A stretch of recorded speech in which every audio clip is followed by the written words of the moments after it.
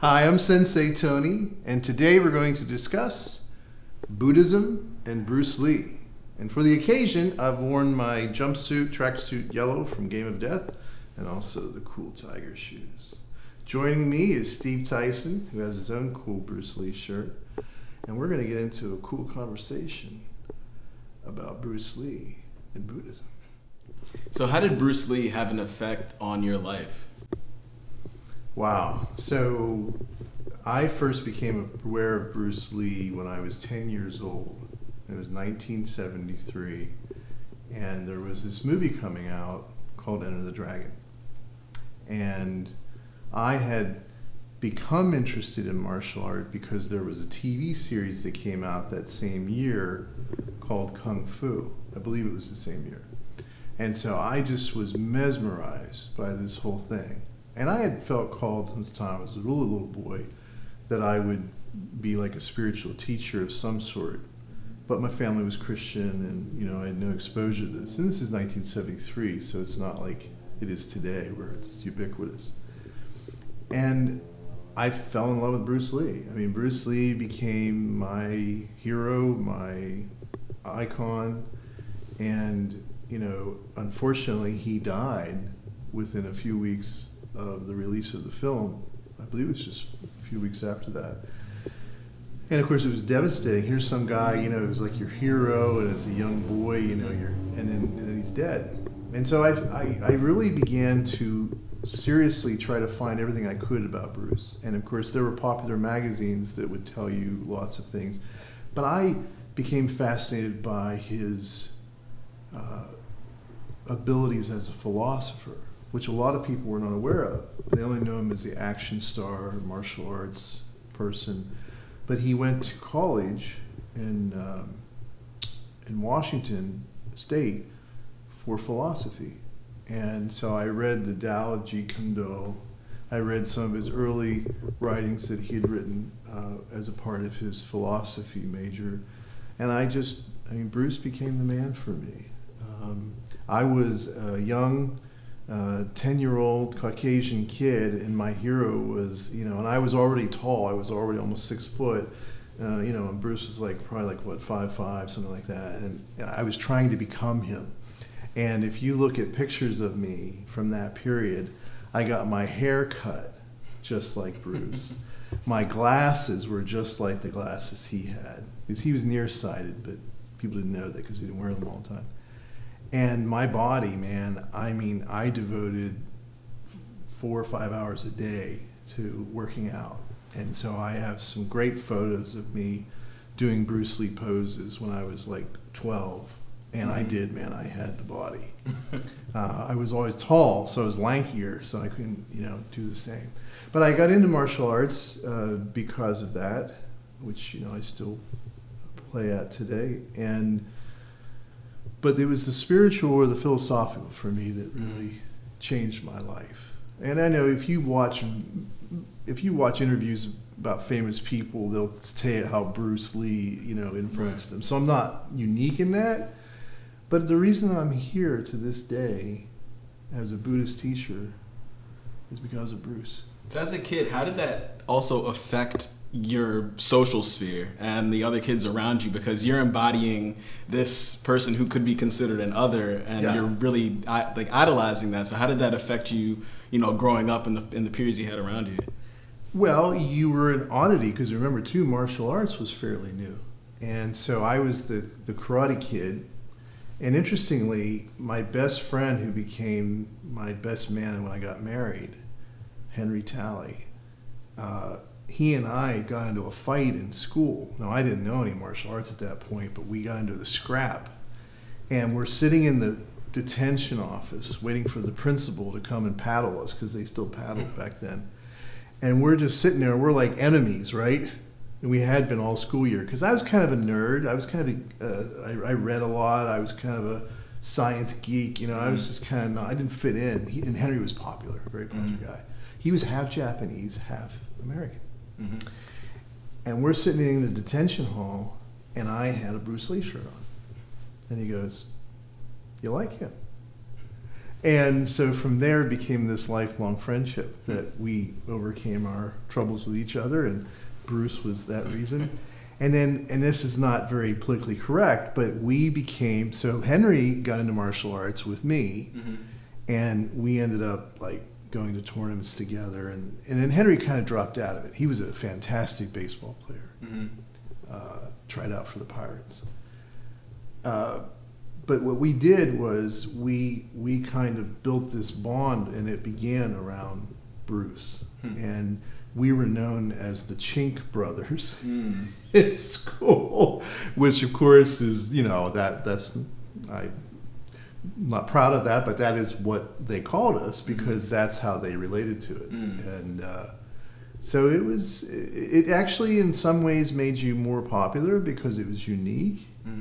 And that was the interesting thing about it. Even though Bruce was Asian American, and he was American, you know, it didn't matter.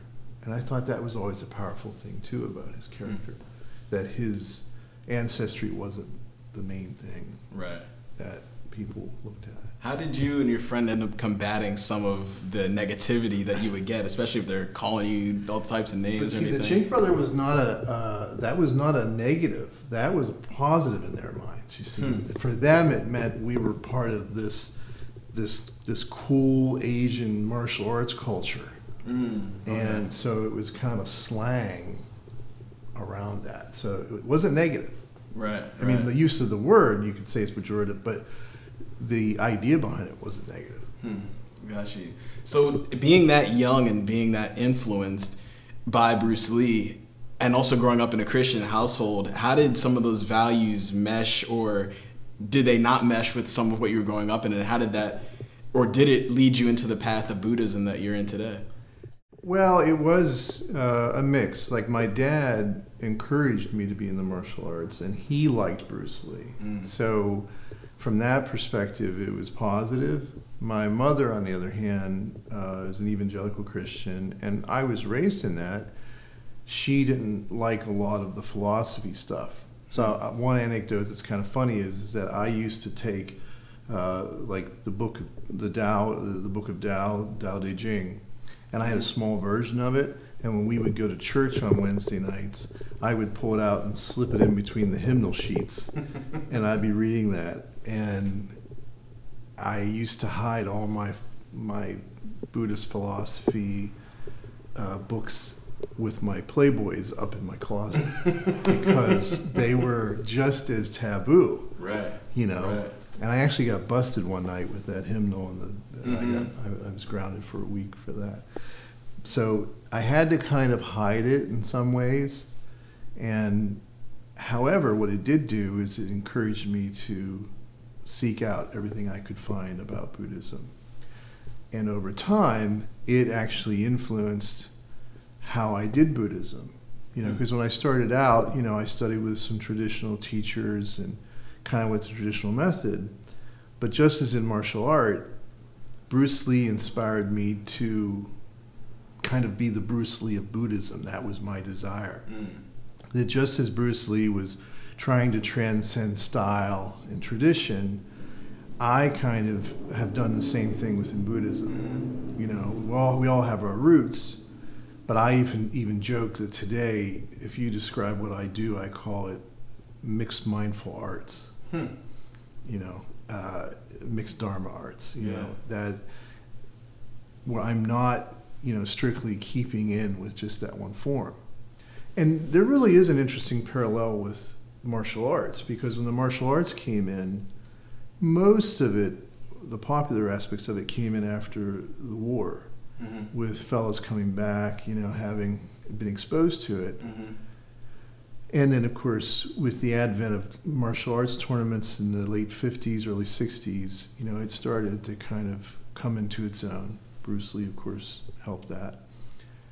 But you saw at that time, everybody kind of stuck in their style. So if you were a Japanese stylist, you know, you really didn't do hook kicks. You just did, you know, reverse punches or front kicks. If you were a Korean stylist, you were doing all these wild, cool kicks. If you were Japanese stylist, you tended to be very hard and rigid. And if you were Chinese stylist, you were much more flowing and sort of, kind of moving with things. And so I remember one time fighting in a tournament that I won that was they had open and closed tournaments. So closed tournaments were where it was just one style, all Japanese or all Korean, whatever.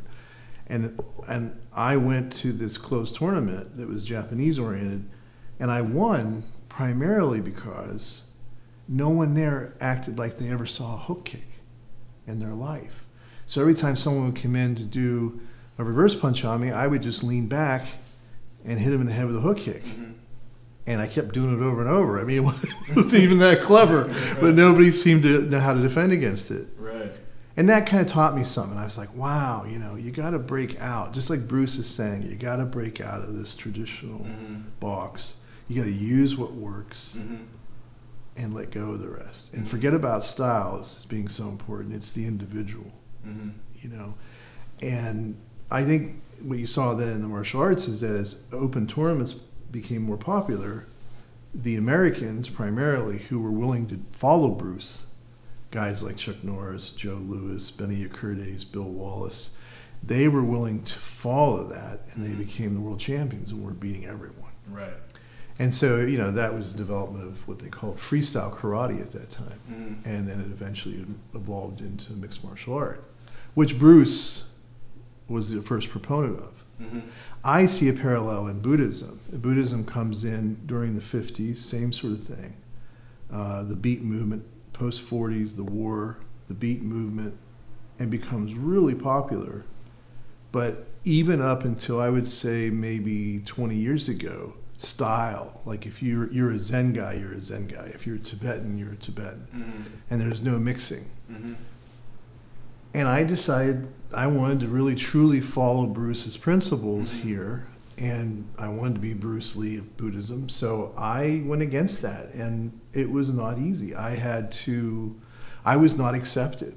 Were you already practicing Buddhism before you decided to evolve into more of the mixed mindful arts, or was it something that you entered in thinking I should come in with a more wider approach? I had an open mind going in, but I did start sort of with a traditional, just like I did in martial arts, I started out with the traditional style. And was it Bruce that kickstarted the interest in Buddhism, or was it the philosophies that your mother might have been instilling in you? It was Bruce Lee that led me into Buddhism, along with people like Alan Watts and others. And I have a Japanese aunt who found out that her nephew was interested in Buddhism. I became her favorite nephew.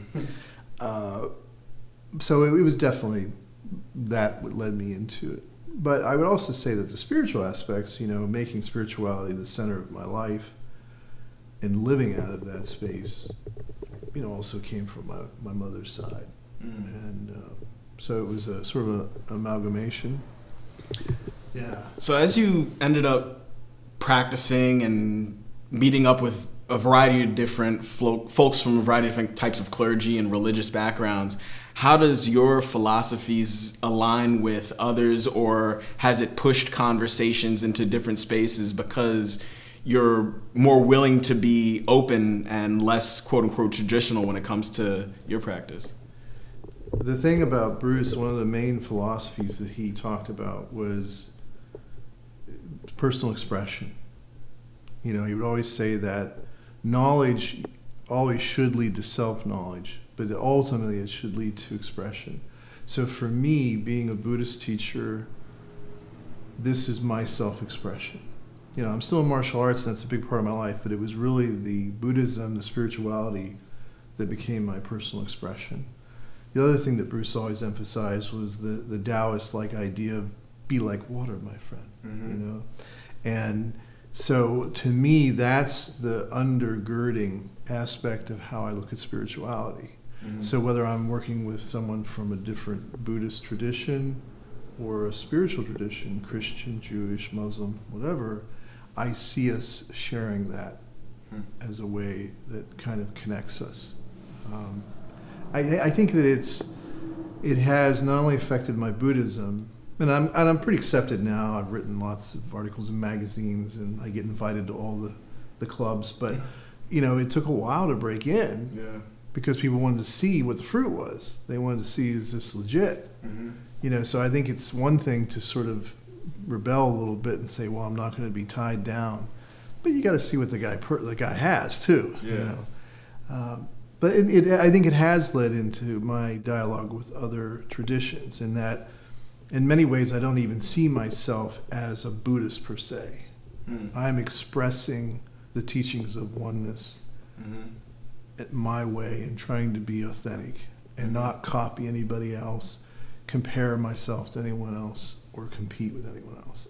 I'm just sharing that expression, and if you dig it and it works, then So going from traditional teaching to then expanding how you practiced Buddhist philosophy, did you receive any challenge by others who were within the practice? And if so, how did you end up handling that? Well, like all human groups, there's a tendency towards this is legit and you're in the club, and this is not and you're out. And most of the time they just ignore you or shun you. But there was a time when I was invited every year to speak at Harvard by one of my professors, Chris Queen, and I did this really big one. I had this big one coming up. There were like professors, hundreds of kids, and I was presenting my system, the 4-direction system of mindfulness. That was like my Jeet Kune Do, right? And so in the weeks leading up to it, a very well-known teacher basically challenged me, saying, well, who is this guy? Kind of questioning the legitimacy of what I was doing.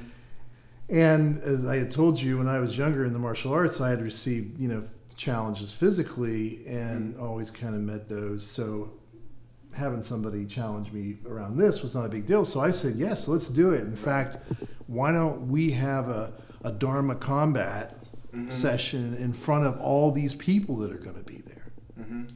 And he said, okay, and the day before my event, he had an injury and couldn't attend. And that was the last one. But, that's the kind of thing that would happen. It's kind of crazy. And I get it on the one hand, because everybody wants if they love something like martial art or Buddhism, they want it to be good. They don't want people to be getting some kind of flaky, half-baked situation. So I get that. But I think there's better ways to go about it, than challenging. And I would say that Buddhism has evolved out of that. We're kind of at the stage now, just like in martial arts, if you watch Olympic karate today, which is like Japanese, they're throwing hook kicks all over the place. Right? And in Buddhism today, a Zen guy will teach metta practices, which belong to Vipassana. And, Tibetan practitioners will integrate practices from other groups, not as much as Zen would, but there's this openness. So even if a person identifies as one particular style, just as in martial art, they're integrating everything that works. Have you begun, or in your practices, have you at all integrated some of what you might have learned growing up, especially with an evangelical mother or attending traditional Christian practices? Actually, yeah, because in many ways, my form of Buddhism, I call it Protestant Buddhism. And that actually was a title that an academic Buddhist by the name of O.B. Esker called it. And it was modern Buddhism. And so it was the idea that Buddhism had something very important to say in the 20th, 21st century, but it didn't have to be, so heavily connected to ancient, modalities or views of the cosmos that were sort of out of touch. There was a teaching in ancient Buddhism that the center of the world was Mount Meru. We know that was all mythological. And I would go so far as to say that Buddhism, unlike other religions, has never really bought into the historicity of their myths the same way. But at the same time, I think modern Buddhism or Protestant Buddhism, whatever you want to call it, it's a form of engagement with society and culture as it is right now. So like the other video we did, science really informs my cosmology and the way I understand how the teachings are. But from the influence of evangelical Christianity, I really love mixing it up in terms of like how we do liturgy. So we use guitars, we use music, we use singing. So a lot of non-traditional stuff there. And I think of myself pretty much like a Dharma preacher. You know, I really believe I could walk into any temple, church, mosque, and kind of do my thing, you know, without having to kind of bring some kind of baggage that would inhibit me. And I have done that at all those three places. And so that has inspired that form of it. So seeing how Bruce really wanted to represent himself while honing in on the Chinese tradition and where he came from, wanted to also represent himself as an international person and also bring some of these philosophies to the West. Yeah. How do you see yourself being able to incorporate some of these philosophies into what you see happening socially here in the West right now? And is there any kind of space for Buddhism to offer some type of healing or catharsis with what's happening? I believe so. So I'm going to start with Bruce, so why we're here.